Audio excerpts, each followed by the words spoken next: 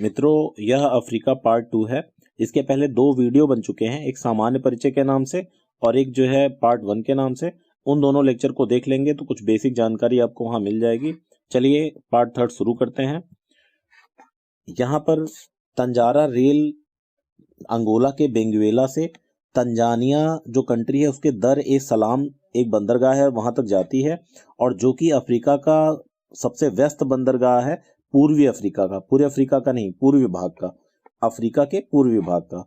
उसके बाद मित्रों डेला गोवा की खाड़ी है या मापुतो की खाड़ी है, और इसी के तट पर मोजाम्बिक जो देश है उसकी राजधानी मापुतो है, और यहाँ पर एक नदी है लिम्पोपो नदी। ठीक है, और जो कंट्रीज हैं उनको मैंने एक ट्रिक से याद कराया था, MSD सो के तन मन धो।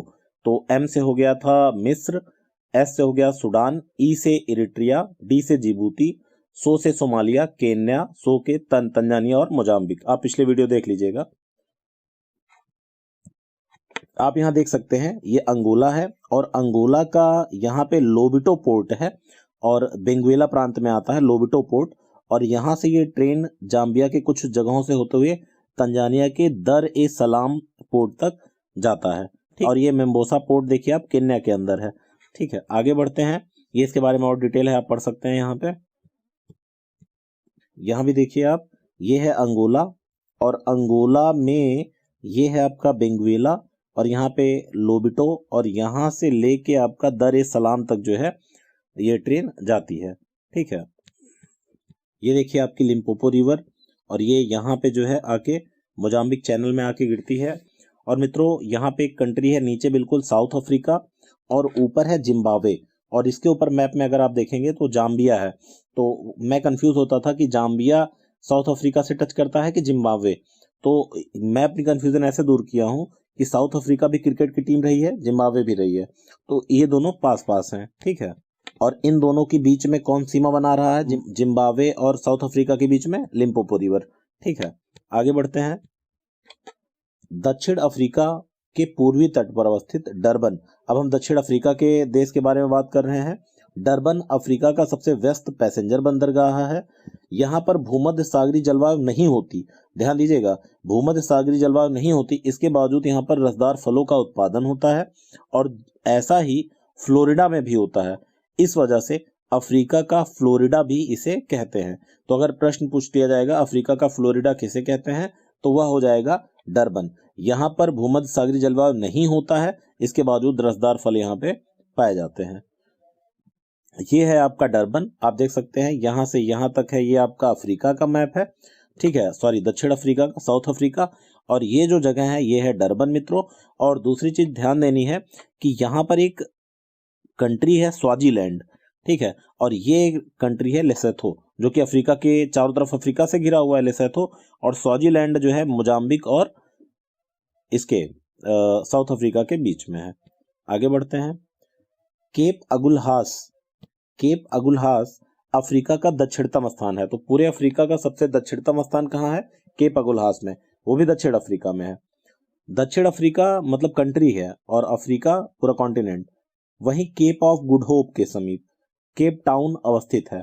ठीक है, और केप किसे कहते हैं? अंतरीप हिंदी में बोला जाता है, मैं दिखाऊंगा भी आगे। अब होता क्या था कि ये अफ्रीका ऐसे है पूरा, तो जो एशिया वगैरह से शिप आती थी वो ऐसे होके जाती थी यूरोप के लिए, लेकिन जब यहाँ पे स्वेज कैनाल बन गया तो उसके पहले अफ्रीका में यहाँ के रुकती थी केप टाउन पे, तो इसे पोर्ट ऑफ कॉल कहा जाता था। लेकिन अब जब से स्वेज नहर बन गया तो इधर का उतना जो है डिमांड रहा नहीं।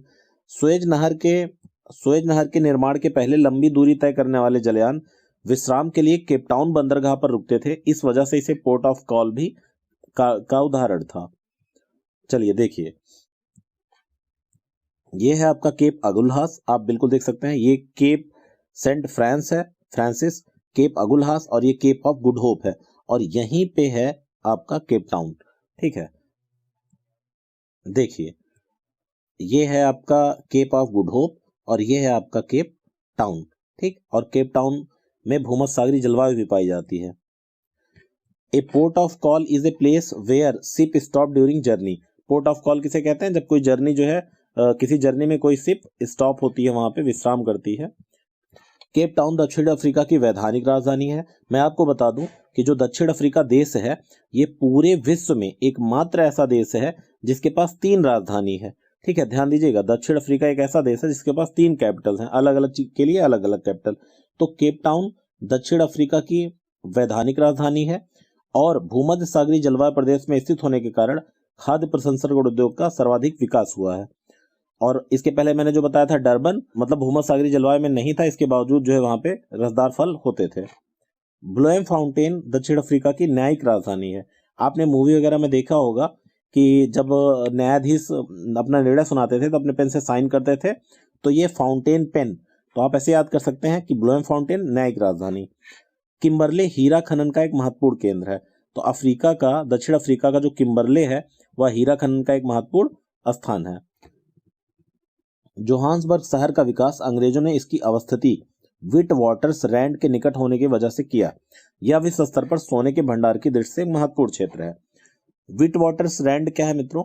यह एक लगभग कुछ दूरी है, 56 किलोमीटर के आसपास अगर गूगल करेंगे तो एक जगह है जहां पे डिपोजिशन है, गोल्ड का डिपोजिशन काफी ज्यादा पाया जाता है और अंग्रेजों ने इसके लिए जो है यहाँ पे एक शहर का विकास किया जिसका नाम है जोहान्सबर्ग।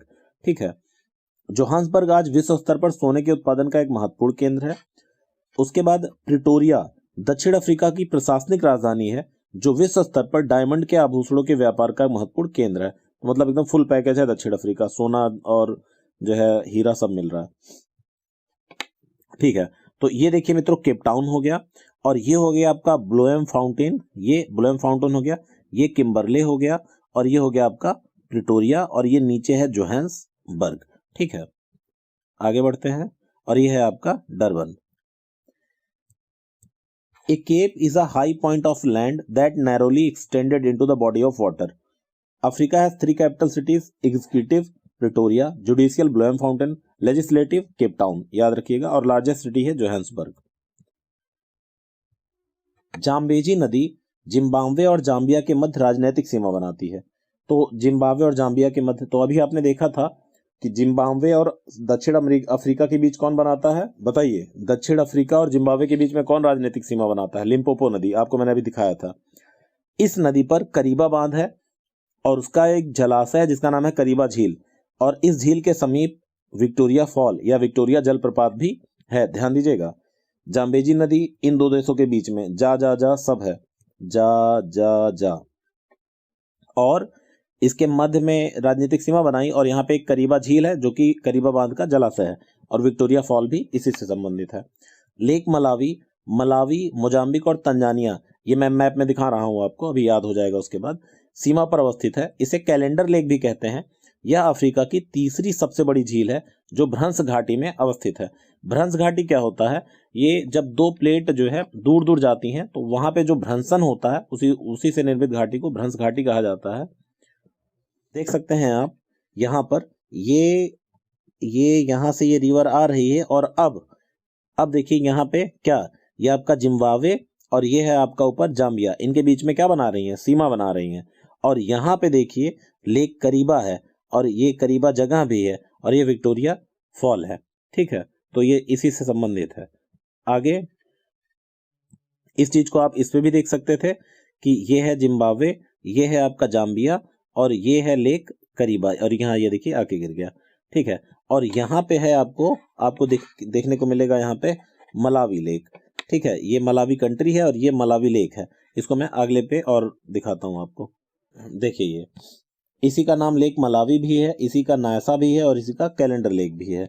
तो देखिए यहाँ पे मित्रों, इधर साइड ये मोजाम्बिक है, ऊपर देखिए तंजानिया है और ये है मलावी। देखिए ये इधर साइड से पूरा, तो ये जो लेक है भाई, ये जो लेक है देखिए, ये मैं दिखा रहा हूँ, ये जो लेक बना रहा हूँ, ये देखिए ये लेक जो है इधर मोजाम्बिक से टच है, इधर तंजानिया से टच है और इधर मलावी से टच है। मतलब 3 देशों से ये सराउंडेड है। ग्रेट अफ्रीकन भ्रंश घाटी का दक्षिण में विस्तार इस झील तक है। मैंने कहा ना मलावी लेक लास्ट है।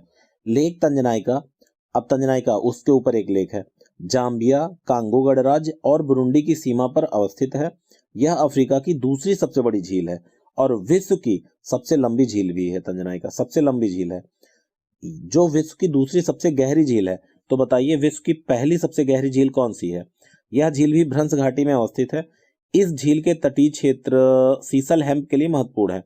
यह एक फाइब्रस प्लांट है, देखने में तो लगता है जैसे एलोवेरा का लीफ वगैरह दिखती है, लेकिन बहुत फाइब्रस होता है, उससे जो है मैट वगैरह बनाई जाती है, चटाई वगैरह, ठीक है। और दूसरी सबसे गहरी है, तो पहली सबसे गहरी है बैकाल लेक है। आगे बढ़ते हैं। यह है आपका सीसल हेम्प मित्रों, मैंने आपसे कहा ना ये इस तरह से दिखता है पूरा, आप देख सकते हैं यहाँ पे एक, और इससे वह फाइबर बनाया जाता है, मैट वगैरह बनते हैं। फिर है लेक विक्टोरिया, युगांडा, केन्या और तंजानिया की सीमा पर अवस्थित है। लेक विक्टोरिया अफ्रीका की सबसे बड़ी झील है, जो विश्व में मीठे पानी की दूसरी सबसे बड़ी झील है। तो लेक विक्टोरिया जो है अफ्रीका की सबसे बड़ी झील है। सेकंड नंबर की तंजनाइका है, थर्ड नंबर की मलावी है, और विश्व में मीठी पानी की दूसरी सबसे बड़ी झील है। तो भैया पहली सबसे बड़ी झील कौन सी है, इसको तो मैं नहीं बताने वाला, कमेंट करके बताइएगा। यह झील भ्रंश घाटी में अवस्थित नहीं है, ये भी ध्यान दीजिएगा, चूंकि ये मीठे पानी की है तब ये थोड़ा आइडिया लगा सकते हो, भ्रंश घाटी में अवस्थित नहीं है। इस झील के ऊपर से विषुवत रेखा गुजरती है, बहुत सारे प्रश्न पूछे जाते हैं। तो कौन सी झील हो गई, लेक विक्टोरिया। यह झील श्वेत नील नदी का स्रोत है, ठीक है, और इसी झील से श्वेत नील नदी जो है निकलती है। देखिए आप, ये रहा आपका लेक मलावी, मैंने दिखा दिया था, ये है लेक मलावी, ऊपर है तंजानिया, नीचे है मोजाम्बिक और इस साइड है मलावी, ठीक है, 3 देश से। अब देखिए ये है लेक तंजनाइका, ठीक है, सबसे लंबी, तो तंजानिया इधर हो गया, ठीक है, तंजानिया, और ऊपर देखिए ये कंट्री है बुरुंडी, और ये है कांगो, और नीचे क्या है, नीचे है जाम्बिया, ये, तो ये 4 कंट्री से जो है घिरा हुआ है ये। फिर लेक विक्टोरिया भी मैंने आपको बताया था, तो देखिए ये लेक विक्टोरिया है, ये केन्या हो गया, ये तंजानिया हो गया, ये युगांडा हो गया। तो केन्या में इसका बहुत कम पार्ट है, देखिए इतना ही है, यहाँ पे ये युगांडा और तंजानिया में ज्यादा है, तो 3 जगहों से घिरा हुआ है। केन्या और इथोपिया के सीमा पर अवस्थित लेक तुर्काना है, जबकि इथोपियन उच्चभूमि में लेक ताना है, या इथोपिया के उत्तरी भाग में है उच्चभूमि, यहाँ लेक ताना है। और ताना झील से ही ब्लू नाइल निकलती है, देखिएगा व्हाइट नाइल कहाँ से निकली थी, विक्टोरिया से, ब्लू लाइन यहाँ से निकल रही है, मैं आपको दिखा दूं यहाँ पे, देखिए ये है विक्टोरिया, और यहाँ पे अगर आप ध्यान दीजिएगा तो ये जो रिवर जा रही है ना, ये ब्लू कलर में, ये देखिए व्हाइट नाइल लिखी हुई है, ये दिख रहा, तो जूम करके मैं दिखा दूं आपको, देखिए ये विक्टोरिया है, और ये है विक्टोरिया, और ये देखिए यहाँ से निकल रही है व्हाइट नाइल, ये दिख रहा है, ठीक है। और ताना से निकलने वाली ब्लू नाइल उत्तरी सूडान में खार्तूम, इसकी राजधानी है खार्तूम, के समीप व्हाइट नाइल से मिल जाती है, और उसके बाद इसे नील नदी कहते हैं। ताना झील से निकलने वाली अतबारा नदी उत्तरी सूडान में नील नदी से जाकर मिल जाती है, मतलब सहायक नदी है। ये देखिए ये इथोपिया है, ये लेक तुर्काना था, बिल्कुल इथोपिया में बहुत थोड़ा सा ही है, और ये है लेक ताना, और यहाँ से निकल रही है ब्लू नाइल, ठीक है, और ये सूडान में जाके खार्तूम के पास मिल जाती है व्हाइट नाइल से। इस मैप पे भी मैंने दिखाने का प्रयास किया है कि ये लेक ताना है, ये लेक तुर्काना है, ठीक है, और ये जा रही है आपकी ब्लू नाइल, ये जा रही है अतबारा, और ये खार्तूम है, खार्तूम के पास देखिए ये व्हाइट नाइल जा रही है, आपस में मिल गई हैं। उत्तरी सूडान और इजिप्ट, मिस्र की, मतलब इजिप्ट मतलब मिस्र की सीमा पर अवस्थित लेक नासिर, तो आप ध्यान दीजिए, सूडान और मिस्र की सीमा पर अवस्थित है एक लेक जिसका नाम है लेक नासिर, और यह नील नदी पर एक बांध बना है जिसका नाम है आसवान बांध, उसी का एक जलाशय है। फिर से सुन लो भैया, ये नीचे सूडान है, ऊपर मिस्र है, और इनकी सीमा पर ये नील नदी, और मतलब सीमा पर नहीं, नील नदी ऐसे जा रही है, तो यहाँ पे इनके सीमा पर क्या है, एक बांध है जिसका नाम है आसवान बांध, और इसी का जलाशय है लेक नासिर। देखिए ये है आपका सूडान है, और ये है आपका इजिप्ट, और ये है लेक नासिर, ये है लेक नासिर, ठीक है। और यहाँ पे ये जो डैम बना है तो इसी का है आसवान डैम, और इसी से जो है लेक नासिर बना हुआ है, ठीक है मित्रों। इस वीडियो में इतना ही है, थैंक यू फॉर वॉचिंग। और अगर वीडियो में आपको जरा सा भी हेल्प मिल रही है तो चैनल को सब्सक्राइब करिए, लाइक करिए, लोगों को शेयर करिए, ठीक है। Thank you very much for watching.